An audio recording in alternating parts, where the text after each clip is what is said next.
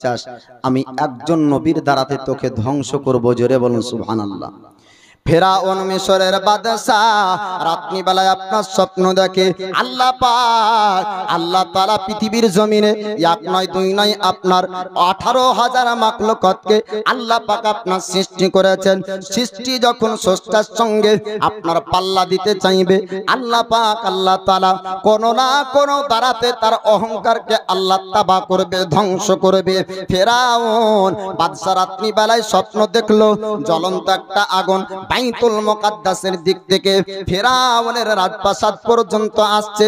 মিশরের ঘর বাড়িগুলো আপনার জ্বলে যায়। ফেরাউন রাত্রি বেলায় চিন্তা করলো ভয়ঙ্কর স্বপ্ন আজ পর্যন্ত আমি দেখতে পাইনি। মিশরের জমিনে আজ পর্যন্ত এরকম স্বপ্ন কোনোদিন হয়নি। আজ পর্যন্ত ভয়ঙ্কর স্বপ্ন কোনোদিন দেখতে পেলাম না। কি ব্যাপার, এত ভয়ঙ্কর স্বপ্ন আমি কেন রাত্রি বেলায় দেখতে পাই? রাত অতিবাহিত হয়ে গেল। এবার মিশরের রাজা ফেরাউন চিন্তায় পড়ে গেল। রাজপ্রাসাদের মানুষ তাদেরকে ডাক দেয়। আপনার ফেরাউন বলল, ও রাজপ্রাসাদের মানুষেরা তোমরা শোনো শোনো, আমি ফেরাউন রাত্রি বেলায় একটা স্বপ্ন দেখেছি। কি স্বপ্ন দেখেছেন ওগো রাজা, আপনার স্বপ্নটা একটু বলুন। এবার ফেরাউন বলতে শুরু করলো বাইতুল মুকাদ্দাসের দিক থেকে একটা ভয়ঙ্কর আগুন আমাদের মিশরের জমিনে আসতে শুরু হলো। শুধু আগুন আসেনি, এই আগুনটা আসার পরে মিশরের ঘর বাড়িগুলো আপনার জানিয়ে দেয় আমার রাজপ্রাসাদ পর্যন্ত জ্বলতে শুরু হয়ে গেল। বাইতুল মুকাদ্দাসের আগুন আমার রাজপ্রাসাদ পুড়িয়ে দেয়। এবার শোনার পর রাজপ্রাসাদের মানুষ তারা বলল, ওগো ফেরাউন, ওগো রাজা ফেরাউন, শুনুন শুনুন, এই স্বপ্নের মানে জানতে হবে। ভয়ঙ্কর স্বপ্ন, এই স্বপ্নের মানেটা বুঝতে হবে। এবার মিশরের জমিনের বড় বড় আপনার মানেকারী ব্যক্তিদেরকে স্বপ্নের তাবেজ করত, স্বপ্নের মানে বের যারা করত তাদেরকে রাজা ফেরাউন আপনার ডাক দিল রাজপ্রাসাদে। এবার তারা আসলো। আসার পরে রাজা ফেরাউনকে জিজ্ঞাসা করে, ও রাজা ফেরাউন, আপনি একটু বলুন বলুন কি স্বপ্ন আপনি রাত্রি বেলায় দেখেছেন? মিশরের রাজা ফেরাউন বলল, ভয়ঙ্কর স্বপ্ন, ভয়ঙ্কর একটি আগুন আমার মিশরের ঘর বাড়িগুলা জ্বালিয়ে দেয়। মিশরের ঘর বাড়ি শুধু না, আমার রাজত্বর রাজপ্রাসাদ পর্যন্ত আপনার জ্বলে যায়। স্বপ্নে তবেকারী মানেকারী ব্যক্তিরা বলল, ওগো রাজা ফেরাউন, আপনি চিন্তা করবেন না, এটা কোনো আগুন আসবে না, এই আগুনের অর্থ আগুন হবে না। এবার স্বপ্নের মানে তাবেকারীরা বলল, ওগো রাজা ফেরাউন, এই স্বপ্নের মানে হবে বানি ইসরাইলের একজন ব্যক্তি মিশরের জমিনে জন্মগ্রহণ করবে, বড় হওয়ার পরে মিশরের সে একদিন রাজা হবে। জোরে বলুন, মিশরের আপনার রাজা হবে। সে ব্যক্তি অহংকার আপনার তাবা করবে, আপনার গৌরব ধ্বংস করবে। মানুষ আপনাকে আল্লাহ বলে মানবে না, স্রষ্টা প্রতিপালক বলে আপনাকে মানবে না। এক আল্লাহর ওয়াহদানিয়াতের প্রচার করতে আসবে, এক আল্লাহর ইবাদত ওই ব্যক্তির দ্বারাতে মানুষ করবে। মিশরবাসীরা এক আল্লাহর ইবাদত করবে, তাকে মানুষ মানবে, তার কথা মানুষ অনুসরণ করবে, তার আপনার পাইরবি করবে, তার খিদমত করবে, তার সম্মান করবে। ও রাজা ফেরাউন, বানি ইসরাইলের ওই বাচ্চা যখন বড় হবে আপনার রাজত্ব থাকবে না, আপনি রাজা হবেন না, আপনাকে আর রাজা বলে মানবে না, আপনার কথাই উদ্বস মানুষ আর করবে না। ফেরাউন চিন্তা করলো, আমাকে মিশরে এক বাক্যে সবাই মানে আমাকে ভয় করে, আমি যেটা বলি মিশরবাসীরা আমার কথা মানে, আমি যেটা দাবি করি মিশরবাসীরা এক বাক্যে মেনে নাই। যখন স্রষ্টা রব প্রতিপালক আপনার দাবি করেছিল মিশরের জমিনে কোন ব্যক্তি আপনার ভয়ে কিছু বলতে পারতো না। যদি ভয়ে প্রতিবাদ যদি আপনার প্রতিবাদ করত, তাহলে প্রতিবাদ করার জন্য তাদেরকে জান হারাতে হতো। মিশরের জমিনে সমস্ত ব্যক্তি ব্যক্তিরা গোলামরা পর্যন্ত জবান আপনার তালা মেরে রাখতো। এবার ফেরাউন বলল, ওরে স্বপ্নের মানেকারী ব্যক্তিরা, যদি ওই বাচ্চাকে আমি মেরে দিই তবে কি বাচ্চা বড় হয়ে আমার রাজপ্রাসাদকে ধ্বংস করতে পারবে? তারা বলল, না না, আপনি যদি তাকে মেরে দিতে পারেন তাহলে আপনার ভয় আর থাকবে না।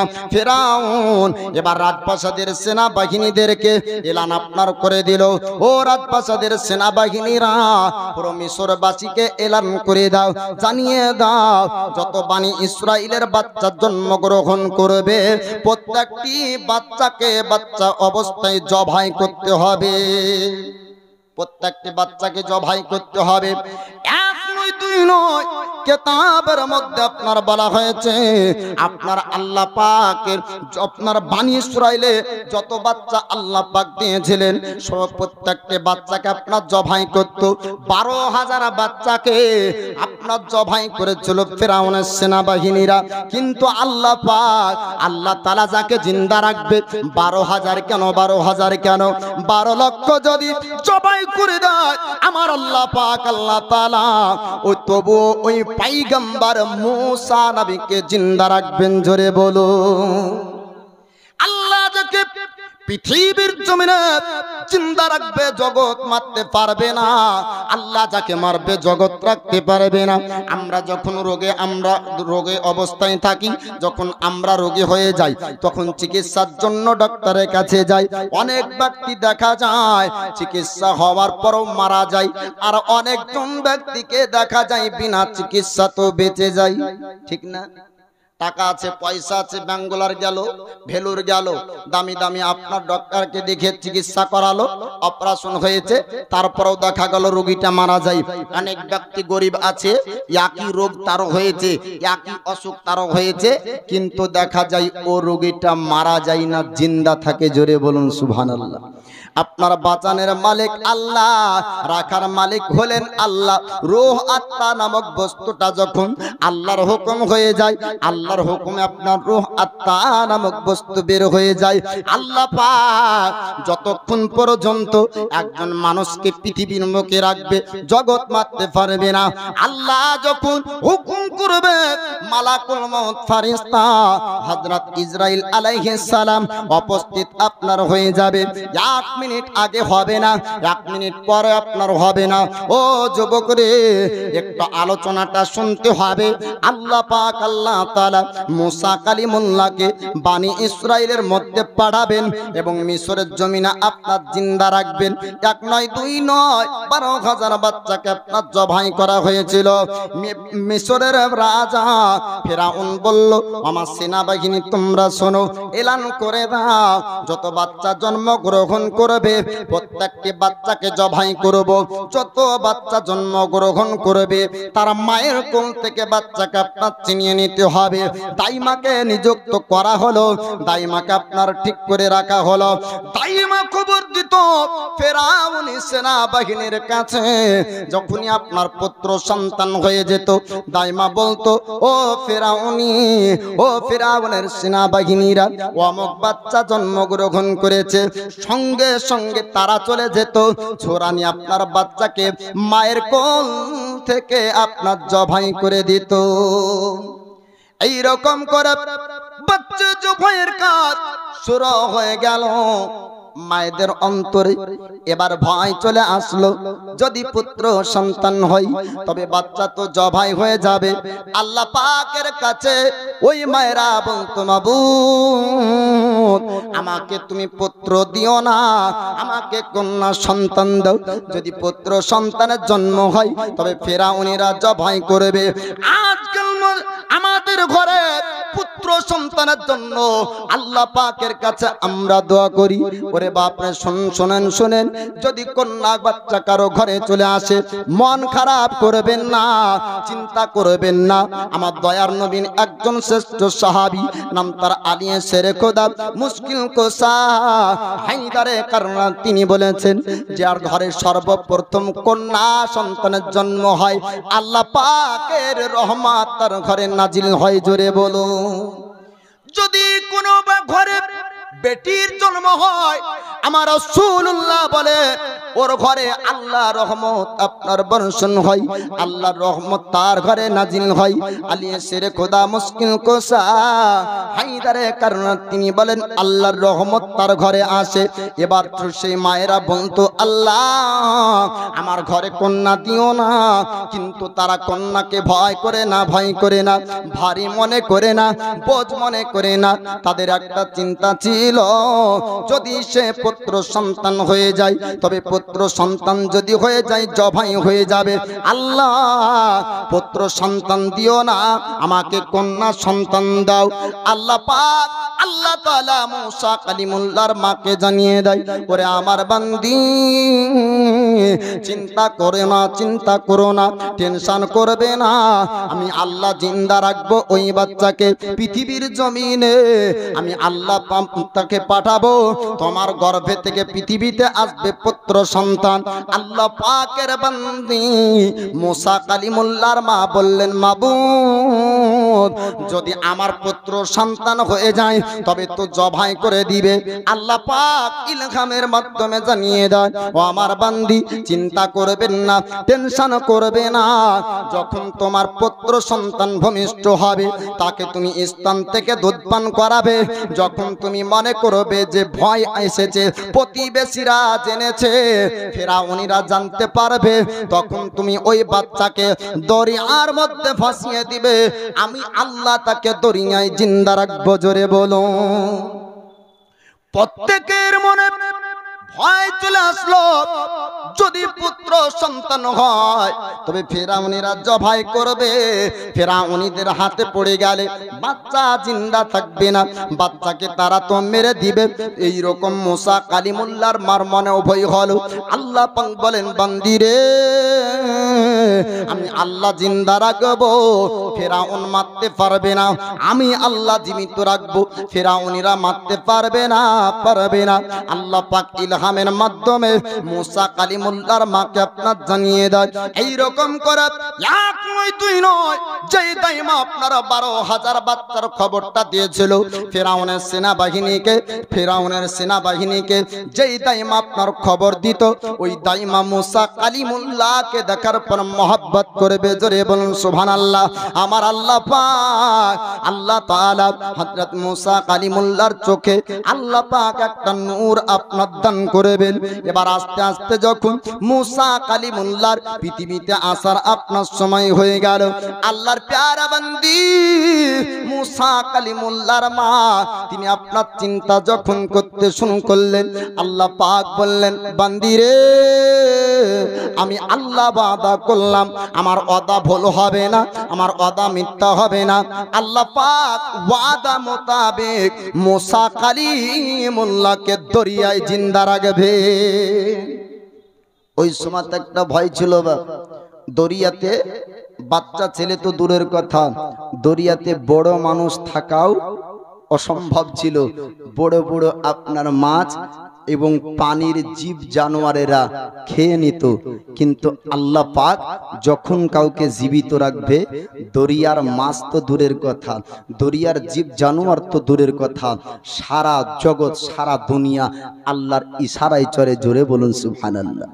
আমরা খালি ভাবি মানুষ আল্লাহর ইবাদত করি, আল্লাহকে আমরা খালি ডাকি না, না আল্লাহ পাক আল্লাহ তাআলা আসমান জমিনের মধ্যে যাহা কিছু পাঠিয়েছেন সাব্বাহা লিল্লাহি মা ফিস সামাওয়াতি ওয়া মা ফিল আরদ, আসমান জমিনের মধ্যে যা কিছু আছে আল্লাহ তাসবিহ পাঠ করে। আল্লাহর পয়গম্বর হযরত ইউনূস আলাইহিস সালামকে আপনার মাছ খেয়েছিল, কিন্তু না না মাছ আপনার আল্লাহর পয়গম্বরকে হজম করতে পারেনি। জোরে বলুন সুবহানাল্লাহ। আল্লাহ পাক বলতেছে ওরে আমার বান্দি চিন্তা করো না, টেনশন করো না, তোমার বাচ্চাকে ভূমিষ্ঠ হতে দাও, আমি আল্লাহ আমার ওয়াদা মিথ্যা হবে না। আল্লাহর পয়গম্বর মুসা কালিমুল্লাহ এবার পৃথিবীর জমিনে আপনার যখন আসলেন, একই দাইমা এবার ওই বাণীতে আপনার উপস্থিত হয়েছে। আল্লাহর নবী মুসা কালিমুল্লাহ ভূমিষ্ঠ হওয়ার পর দাইমা আপনার লক্ষ্য করে দেখলো, বাচ্চার চোখের দিকে একবার যখন দৃষ্টি পড়ে, আমার আল্লাহ আল্লাহ তাআলা ওই দাইমার অন্তরে মুসা নবীর মহব্বত দিয়ে দেয়। যে দাইমা আপনার 12,000 বাচ্চার খবর দিয়েছিল ফেরাউন পর্যন্ত। আল্লাহ পাক আল্লাহ তাআলা এই দাইমার অন্তরে হযরত মূসা নবীর মহব্বত দান করলেন। 12,000 বাচ্চা জবাই হলো যার কথাই, সে ব্যক্তি মূসা নবীকে দেখার পরে বলছে, ওরে বাচ্চার মা চিন্তা করো না, ফেরাউনিরা বাচ্চার খবর পাবে না। জোরে বলুন সুবহানাল্লাহ। আল্লাহর পয়গম্বর মুসা কালিমুল্লাহকে আল্লাহ পাক আল্লাহ তাআলা চোখে আপনার নূর দান করলেন। আল্লাহ পাক চোখে আপনার এমন একটি পাওয়ার দান করলেন। মুসা কালিমুল্লাহকে ডাকার পরে দাইমা বলল, ওরে বাচ্চার মা, ওরে মহিলা চিন্তা করবে না, টেনশন করবে না, আমার খবরে 1 নয় 2 নয় কয়েক হাজার বাচ্চা জবাই হয়েছে। আমার খবরে আমার কথাতে কয়েক মাসুম বাচ্চার জীবনকে কোরবান হতে হয়েছে। আরে বাচ্চার মা, আমি যদি খবর না দিই ফেরাউনিরা জানতে পারবে না, ফেরাউনিরা বুঝতে পারবে না। বাচ্চার খবর আমি ফেরাউন পর্যন্ত দিব না। মিশরের জমিনে 1 নয় 2 নয় আমি কয়েক হাজার বাচ্চার জন্ম হতে দেখেছি, কিন্তু না না, এরকম সুন্দর বাচ্চা আমি আজ পর্যন্ত মিশরে দেখিনি। ওরে বাচ্চার মা, আমি এমন সুন্দর বাচ্চা কোনোদিন দেখিনি। অসাধারণ একজন বাচ্চাকে দেখতে পেলাম।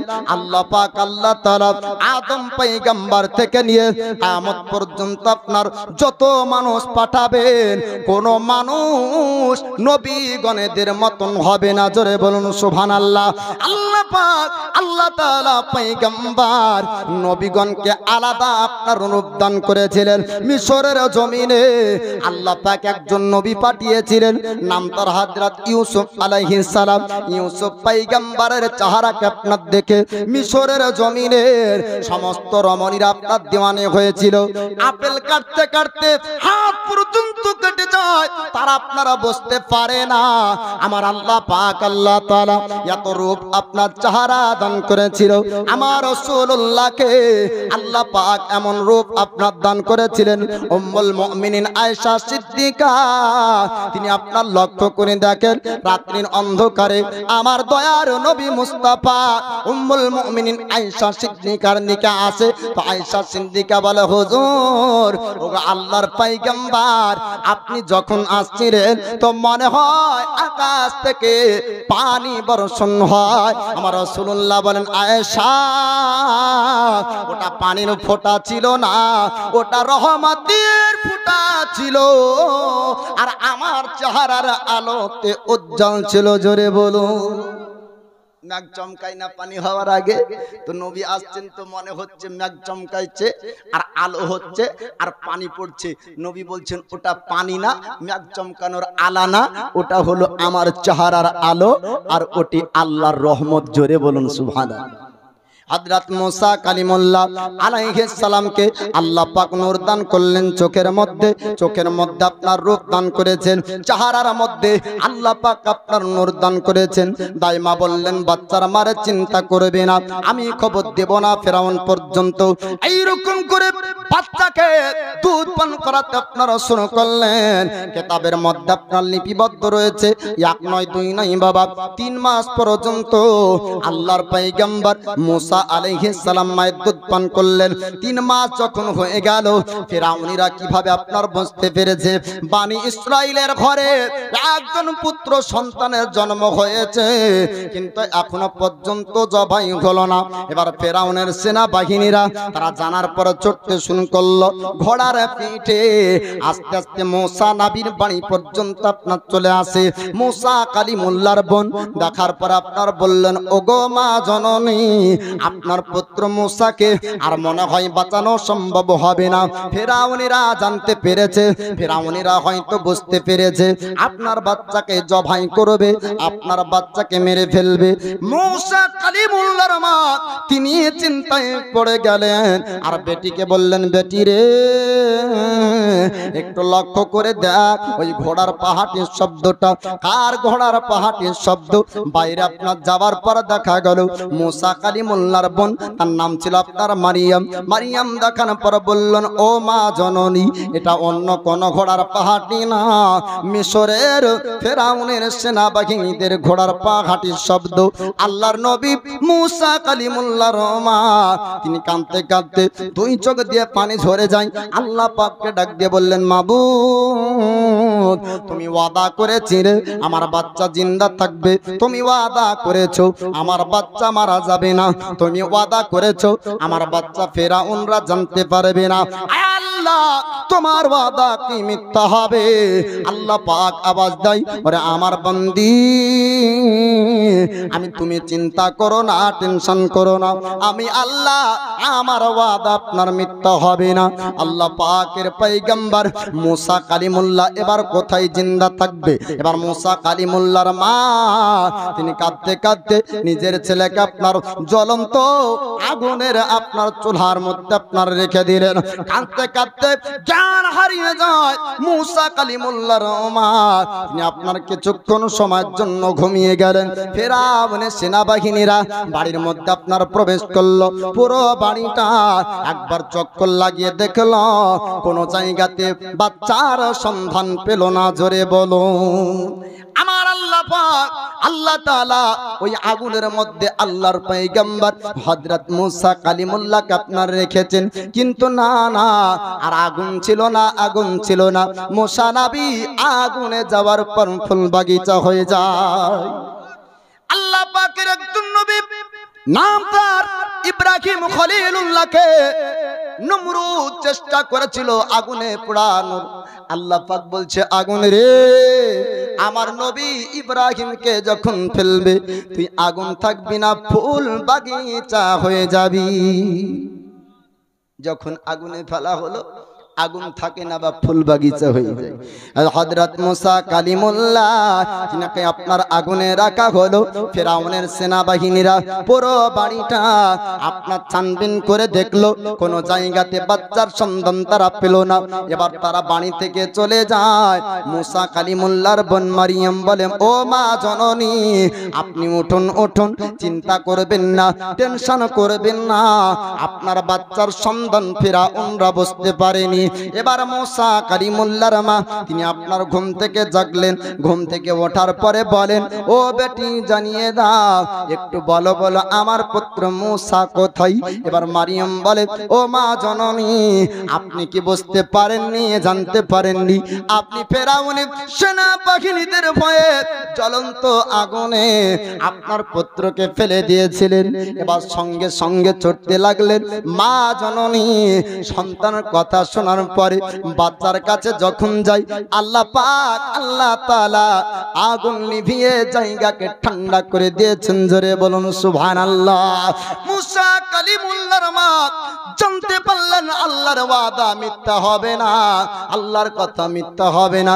আমার আল্লাহ আমার উপর ইলহাম করেছিল, আমাকে জানিয়ে দিয়েছিল, ও আমার বান্দি, তোমার পুত্রকে জিন্দা রাখবো। আল্লাহ জিন্দা রেখেছে। এবার বিশ্বাস তার গাঢ় হয়ে গেল। এবার মুসা কালিমুল্লাহকে আর বাড়িতে রাখবে না। আল্লাহ পাক বলেছিলেন, আমার বান্দিরে, যখন প্রতিবেশীরা জানবে তোমার বাচ্চা যখন কান্না করবে, ফেরাউনিরা যখন বুঝতে পারবে, এই তিনটি আলামত আপনার দেওয়া হয়েছিল, তিনটির মধ্যে যখন যখন একটা কারণ পাওয়া যাবে, তোমার পুত্রকে দরিয়ায় ভাসিয়ে দিবে। তিনটার মধ্যে যে কোনো একটা কারণ যখন পাওয়া যাবে, তোমার পুত্রকে দরিয়ায় ভাসিয়ে দিবে। আমি আল্লাহ তাকে দরিয়ার উপর জিন্দা রাখবো, দরিয়াতে আমি হেফাজত রাখবো। এবার আল্লাহর প্যারা বান্দি হযরত মুসা কালিমুল্লাহর মা, তিনি আপনার চলে গেলেন সিন্ধুক ওয়ালার কাছে, বাক্স বানানে ওয়ালার কাছে, যে আপনার বাক্স তৈরি করত। তার কাছে যাওয়ার পর বলল, ও সিন্ধুক বানানে ওয়ালা কারিগর, আমি একটা সিন্ধুক বানাতে চাই, আমাকে একটু সিন্ধুক বানিয়ে দাও। ওই ব্যক্তি জিজ্ঞাসা করলো, ওরে মহিলা, হঠাৎ তুমি কাঠের বাক্স কি করবে, একটু জানিয়ে দাও। আল্লাহর প্যারে বান্দি মুসা নবীর মা তিনি সত্য কথা বললেন, আমার একটা পুত্র সন্তান আছে, আমি তাকে দরিয়ায় ভাসিয়ে দিতে চাই, কেননা ফেরাউনিরা জানতে পারলে আপনার জবাই করবে। পাশে একজন মহিলা এই খবরটা শোনার পর সে খবর ফেরাউনের রাজপ্রাসাদ পর্যন্ত দিবে। কিছু কিছু মেয়ে ছেলে আছে দেখবেন, ওর পেটে যদি কারো কথা গোপন কথা যায় তোর হজম হয় না, যতক্ষণ না বলবে ও থাকতে পারে না। আর বলার ক্যাপাসিটি আবার বিভিন্ন রকমের আছে। ওকে যদি বলা হয় যে কি কথাটা বললাম কাউকে বলো না, তো যে নারী না বহিন তোর কথা আবার বলি নাকি। আর যখনই দেখবেন ৫-৬ জন মা এক জায়গায় হবে, হওয়ার পরে বলবে যে টাকা জরিনা এই কথা বললো, তুই আবার মেরিনাকে বলিস না, তো বলবে নারী না বলবো না। ই আবার বলবে যে কি কথা বললো অমুক জন, তুই আবার অমুককে বলিস না। এই করে গোটা গ্রামকে ওরা ছড়াবে বাপ। তো এ মহিলাটা শোনার পরে বলছে, ও তাই নাকি, এতগুলা বাচ্চা জবাই হলো, তুমি চুরি করে তাকে ভাসাবা, আর এই খবর যদি আমি রাজা পর্যন্ত দিতে পারি তাহলে এই নাম পুরস্কার পাবো। এবার মহিলাটা বলার জন্য রাজপ্রাসাদে যাবে, ফেরাউনকে বলতে যাবে, আল্লাহ পাক আল্লাহ তাআলা তার জবানে তালা মেরে দেয়। জোরে বলুন সুবহানাল্লাহ। এবার মহিলাটা বলার জন্য রাজপ্রাসাদের দিকে আগাতে শুরু করলো। যতক্ষণ পর্যন্ত রাজপ্রাসাদের আপনার গেটের বাইরে আছে অতক্ষণ পর্যন্ত কথা বলতে পারে। যখনই ভিতরে প্রবেশ করলো আমার আল্লাহ পাক আল্লাহ তাআলা তার জবানে আপনার তালা মেরে দেয়। কথা বলার শক্তি আল্লাহ পাক আপনার ছিনিয়ে নেয়। জোরে বলুন সুবহানাল্লাহ। আমরা যে কথাগুলা বলি আল্লাহ পাক আল্লাহ তাআলা শক্তি পাত দিয়েছেন। অনেক আল্লাহর বান্দা পৃথিবীর জমিন আছে আপনার বলতে পারে না। অনেক আল্লাহর বান্দা বান্দিকে আল্লাহ পাক দুনিয়ায় পাঠিয়েছেন, হাত আছে, পা আছে, জবান আছে, সব আছে, দুই চোখ দিয়ে জগৎ আপনার দেখতে পাই না, আছে না নাই? আল্লাহ পাক আল্লাহ তাআলা আমাদেরকে বলতে দিয়েছে, বলার শক্তি আমরা আল্লাহর কাছে পেয়েছি, আমরা শোনার শক্তি আল্লাহর কাছ থেকে পেয়েছি, দেখার শক্তি আল্লাহ পাক আমাদেরকে আপনার দান করেছেন। ও মহিলার জবানে আল্লাহ তাআলা মেরে দেয়, বলতে পারে না। এবার ইশারা করে বলতে যাবে, এক ইশারা করে আরেক হয়ে যায়, ইশারা করে এক হয়ে যায় আরেক। কালারা যখন ইশারা করে, ইশারাতেও একটা ভাষা থাকে বাপ, যেটা ইশারা করে আমরা বুঝতে পারি না, পাই না। যখন খাবে তখন হাত নিবার মুখের দিকে ইশারা করে না, আমরা বুঝেনি এ কি বলতে চাইছে। কিন্তু এ মহিলাটা ইশারা করে এক, কিন্তু ইশারা হয়ে যায় আরেক। সঠিক ইশারাও করতে আল্লাহ দেয় না। জোরে বলুন সুবহানাল্লাহ। এবার রাজপ্রাসাদের মানুষ তারা চিন্তা করল, মহিলাটা পাগলি ভুল ভাল ইশারা করে, তাকে আপনার আঘাত করার পর রাজপ্রাসাদ থেকে আপনার টানিয়ে দিল। বাইরে আসার পর মহিলার জবান আবার ফিরিয়ে পেল, জবান দিয়ে আবার কথা বলতে পারে। মনে হয় চিন্তা করলো অসুবিধা হয়েছে, আবার ভিতরে যাওয়া হলো। রাজপ্রাসাদের মানুষদেরকে বলল, ও ফেরাউনের সেনাবাহিনীরা যেমন বলতে যাবে, আমার আল্লাহ পাক আল্লাহ তাআলা আবার জবানে তালা মেরে দেয়, বলার শক্তি আল্লাহ পাক ছিনিয়ে নিয়েছে। আবার বাইরে আসলো, বলার শক্তিকে আল্লাহ পাক আল্লাহ তাআলা আবার আপনার ফিরিয়ে দেয়। আবার ভিতরে যখন যাই আল্লাহ পাক বলতে আপনার শক্তি দান রাখো।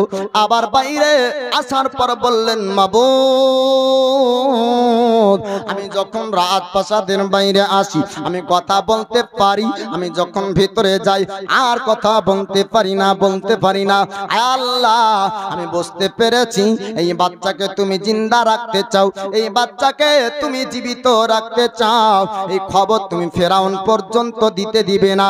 আমি বুঝে নিয়েছি আল্লাহ, আমি অন্তর থেকে তওবা করলাম, আমি বাচ্চার খবর ফেরাউন পর্যন্ত দিব না, আমাকে তুমি জবান ফিরিয়ে দাও। অন্তর থেকে তওবা যখন করলো আমার আল্লাহ পাক আল্লাহ তাআলা আবার তাকে আপনার জবান ফিরিয়ে দেয়, বলার শক্তি ফিরিয়ে দেয়। আমরা আরবিতে মাঝে মাঝে তওবা করি, কিন্তু পুনরায় ওই কাজটাই আগে করি, ঠিক না ভুল? আবার আস্তাগফিরুল্লাহ পড়ি যে কোনোদিন আর নামাজ ছাড়বো না, আবার দেখা যায় নামাজটাই আগে কাজে। বলে যে অন্যায় করব না, অন্যায়ের সঙ্গে আগে জড়িত। তো আরবিতে তোবা করলে বাপ তোবা হবে না, তোবা করতে হবে কিভাবে? অন্তর থেকে তোবা করুন, ওই গুনহার কাজ আর পুনরায় কোনোদিন করব না। তাহলে কি হবে? আল্লাহ পাক তোবাকারীকে পছন্দ করে, আর আল্লাহ তোবা কবুল করলে তার অতীতের গুনহাগুলি আল্লাহ ক্ষমা করে দেয়। জোরে বলুন সুবহানাল্লাহ। এবার আল্লাহর প্যারি বন্দী মুসা কালিমুল্লাহর মা সিন্ধুক আপনার তৈরি হয়ে গেল, বাক্স আপনার তৈরি হয়ে গেল। মুসা কালিমুল্লাহকে বাক্সর ওপর চাপানো হলো, দরিয়ার কাছে নিয়ে যাই। আল্লাহ পাককে ডাক দিয়ে বললেন, মাবুদ তোমার ওয়াদা মোতাবিক আমি বাচ্চাকে দরিয়ায় ভাসিয়ে দিব, তুমি তাকে জিন্দা রাখবে, তুমি তাকে জীবিত রাখবে।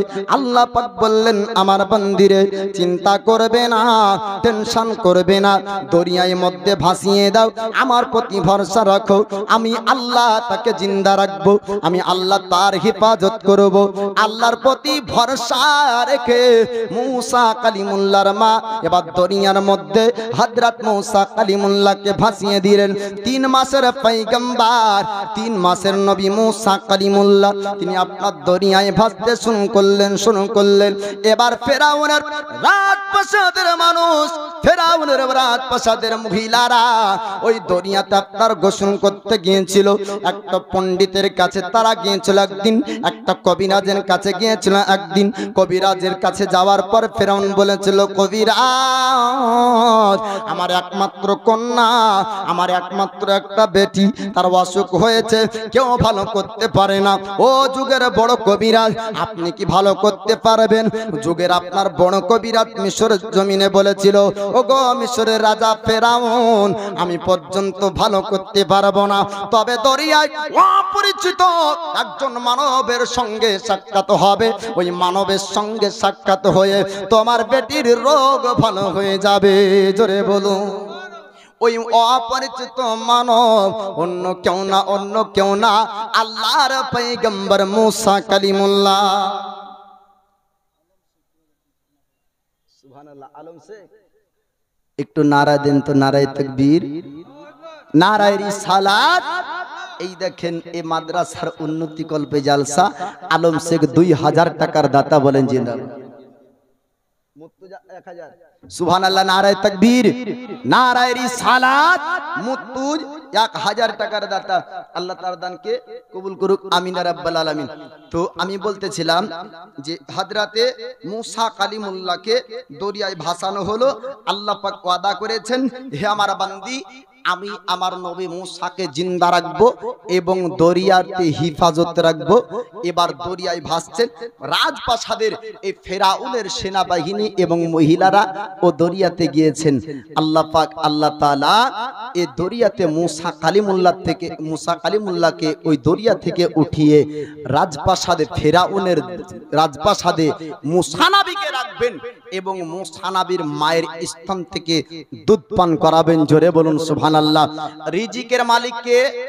এ বাপ, রিজিকের মালিক আল্লাহ, হায়াতের মালিক আল্লাহ। অসুখ যদি হয়ে যায় সুস্থ করার মালিক কে?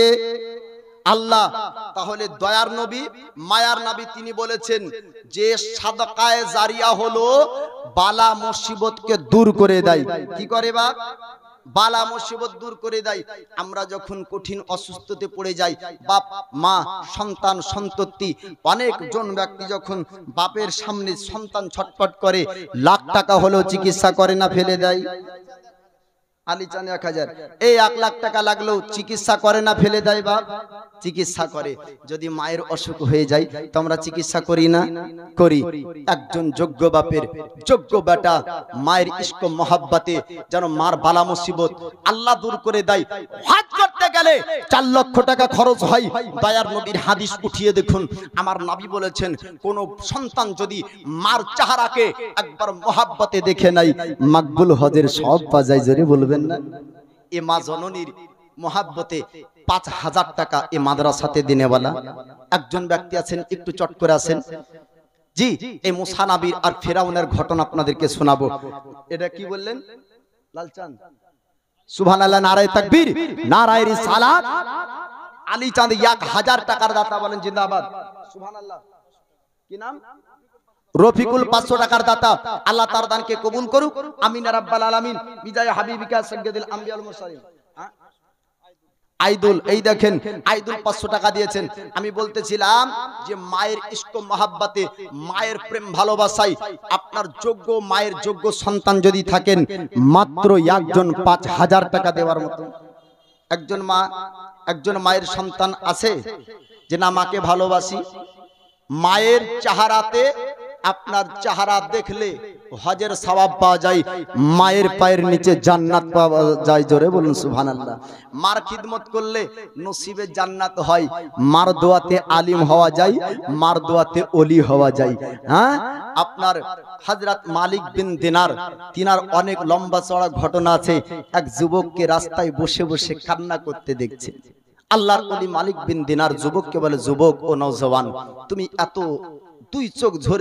দুই চোখ দিয়ে তোমার পানি ঝরছে, এত দুঃখ বেদনা কেন, কিসের এত ব্যথায় কাঁদো? যুবক বললেন, হুজুর গো, এই জায়গায় দাঁড়িয়ে আমার মা জননীর কথা মনে পড়লো। আমি একদিন মার অন্তরে আঘাত করেছিলাম, মার মনে দুঃখ দিয়েছিলাম, ক্ষমা চাইতে পারিনি, আমার মার ইন্তেকাল হয়ে গিয়েছে।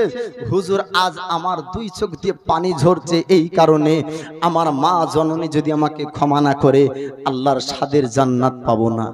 আল্লাহর প্যারা বান্দা এই যুবকের কান্না দেখে মালিক বিন দিনার আল্লাহর কাছে দোয়া করলেন। আল্লাহ পাক, আল্লাহ তাআলা আপনার ইলহামের মাধ্যমে মালিক বিন দিনারকে জানিয়ে দেয় যে এই যুবকের গুনাহ আল্লাহ ক্ষমা করে দিয়েছে। তার মা জননী আপনার তার জন্য বদদোয়া করেনি, বরং সন্তুষ্ট ছিল। জোরে বলুন সুবহানাল্লাহ। জি, মা এমন একটা জিনিস বাপ, যদি মায়ের সন্তান মাতাল হয়, চুরি হয়, চোর আপনার হয়, যতই খারাপ হোক না কেন, কিন্তু তারপরও মা জননী তার জন্য সবসময় হরদম দোয়া করে না, করে না? এইরকম মায়ের সন্তান একজন 5000 টাকা মায়ের মহব্বতে এ নবীর মাদ্রাসাতে দেওয়ার মতন কেউ নাই। জি বাপ, আলিম হন নতে তালবে ইলম হন, না তো তালবে ইলমকে ভালোবাসেন। এই মাদ্রাসাতে যদি 5000 টাকা দান করেন, যতদিন পর্যন্ত এই মাদ্রাসা চলবে ততদিন পর্যন্ত আপনার দানকারী কবরে শুয়ে শুয়ে নেকি পাবেন। এরকম নাই কেউ 5000?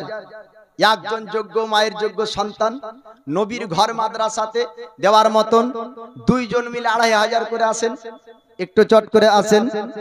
আল্লাহর নবী হাবিবুল্লাহ পয়গম্বর আজম বলেছেন, আমার বহু উম্মতগণ পাপ করে, গুনার কাজ করে পৃথিবী থেকে আপনার যাবে, কবরে যখন যাবে পাপী হয়ে, আল্লাহ পাক আল্লাহ তাআলা কিয়ামতের দিন তুলবে, হাসরের ময়দানে উঠাবে, তখন আমার উম্মতগণ নিষ্পাপ হয়ে হাসরে উঠবে। জোরে বলুন।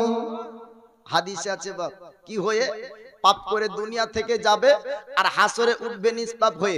মানুষ বলবে, মাওলানা কিভাবে সম্ভব? নামাজ তো কবরে হয় না, রোজা তো কবরে হয় না, হজ তো কবরে হয় না, যাকাত তো কবরে হয় না, কোরআন তেলাওয়াত তো কবরে হয় না। কবরে যাওয়ার পরে গুনাহ কি করে পরিশোধ হবে?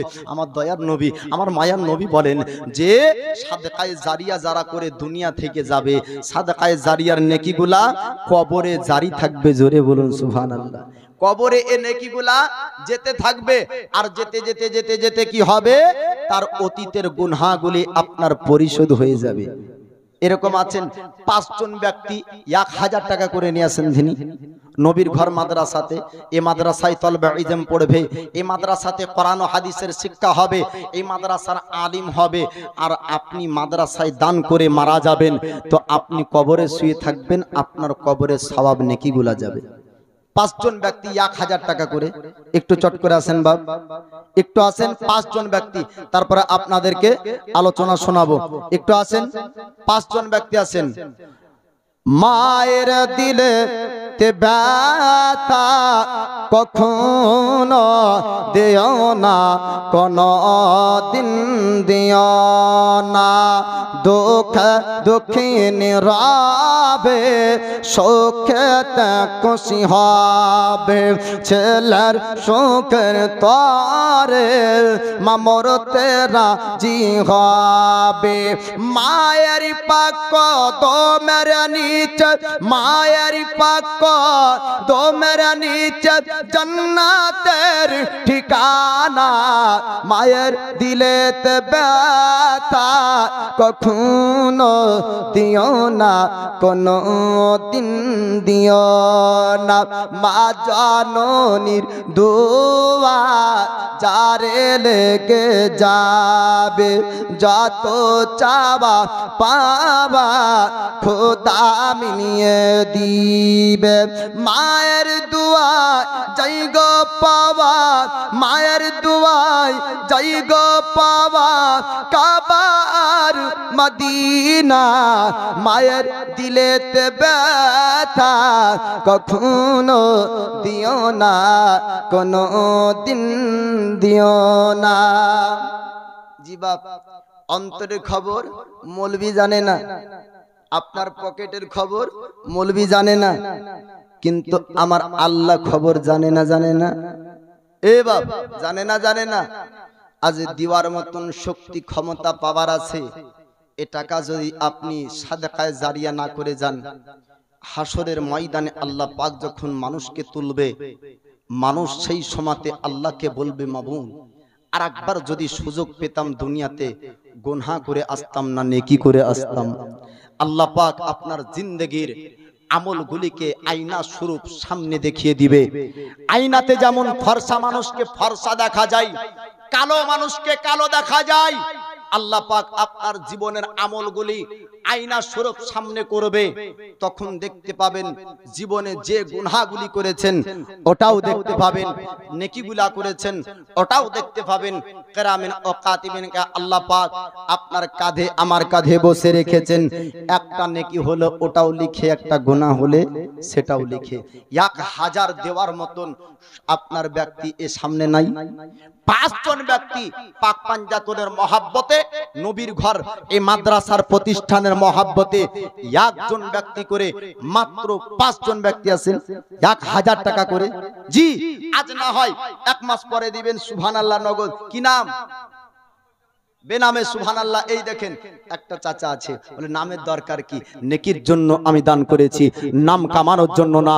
নারায়ে তাকবীর, একটু চিৎকার করে আল্লাহু আকবার বলে, নারায়ে তাকবীর, নারায়ে রিসালাত।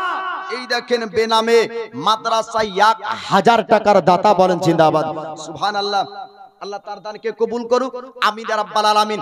এরকম আর 4 জন হবে না, হাত উঠিয়ে দোয়া করব, মায়ের জন্য দোয়া করব, আপনার আব্বার জন্য দোয়া করব। এইরকম 4 জন ব্যক্তি আর আছেন নবীর ঘর মাদ্রাসাতে, আর 4 জন 1000 টাকা করে দান করেন। বাপ, কাল হাসরের ময়দানে আপনার আমলের নেকির জন্য ছোটাছুটি করবেন, কেউ কাউকে নেকি দিবে না। বাপ, সেই দিনে দয়ার নবী মায়ার নবীর কাছে মানুষ ছোটাছুটি করে আসবে।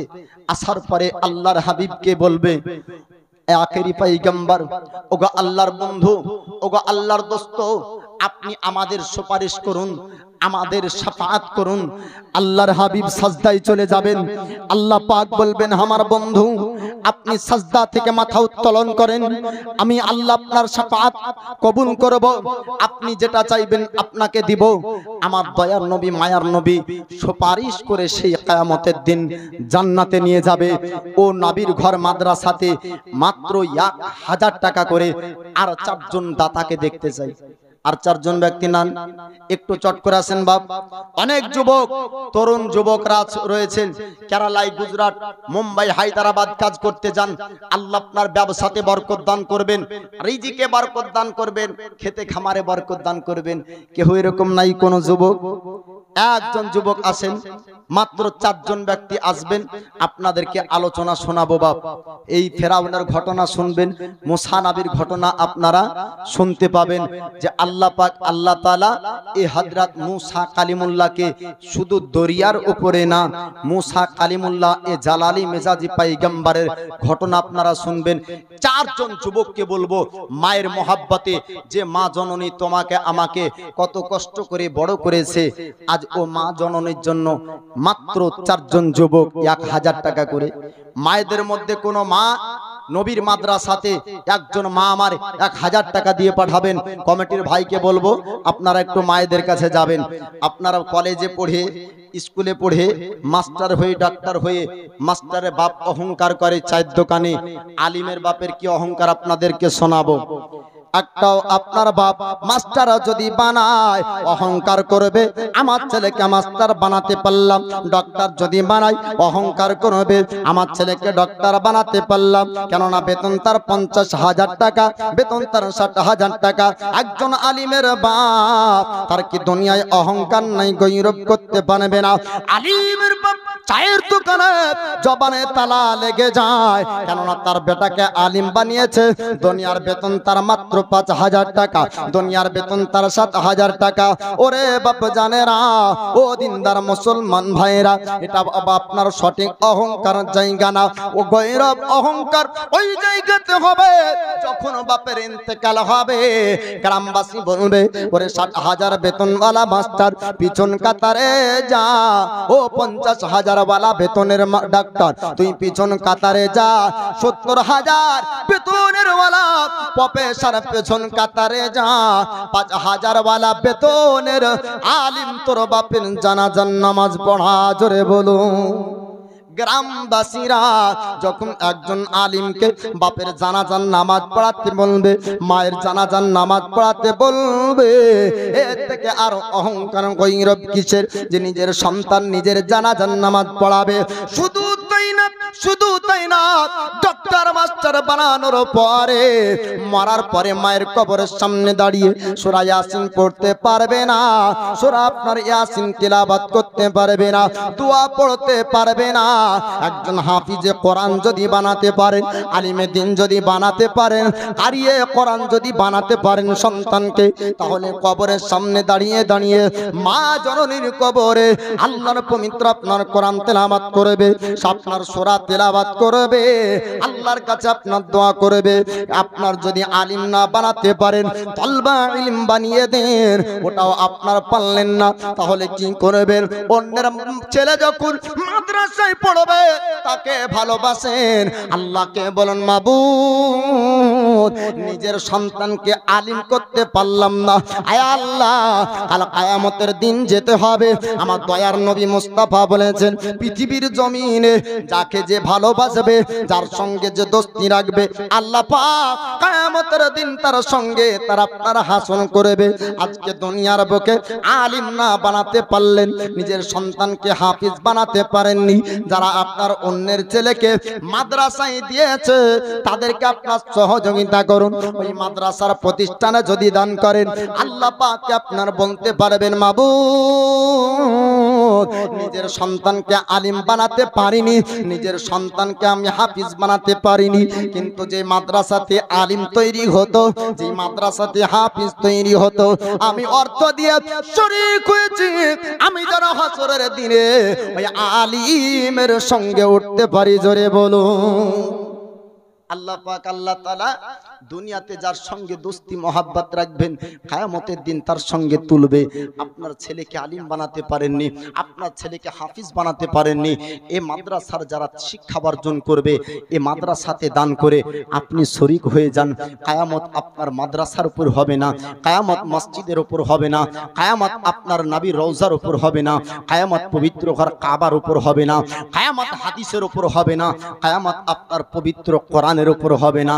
একজন ব্যক্তিকে দেখতে চাই, এই নবীর মাদ্রাসা যেন কায়েম থাকে, এই নবীর মাদ্রাসার উন্নতি যেন হয়, এই নবীর মাদ্রাসায় কোরআনের শিক্ষা হবে, হাদিসের শিক্ষা হবে। ও বাপ দরদি, একজন ব্যক্তি নাই, জি একজন ব্যক্তি নাই যে আমি আলিম হতে পারিনি, আমার ছেলেকে আলিম করতে পারিনি, যেন অন্যের ছেলেরা এই গ্রাম থেকে এখান থেকে আলিম হয়ে যেতে পারে।